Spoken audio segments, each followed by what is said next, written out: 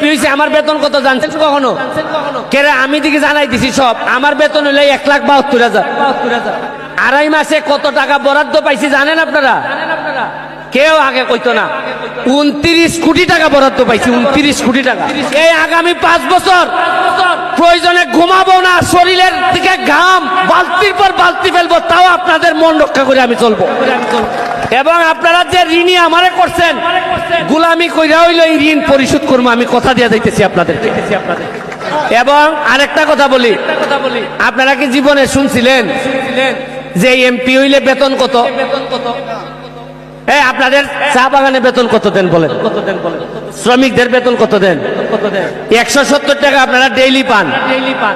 আর মাসে কত? 170 টাকা করে হইলে ধরেন 6,000 নাকি? 6,000-এর মতো আপনার বেতন। আপনারা সারাদিন কামলা দিতেছেন, 6,000 বেতন।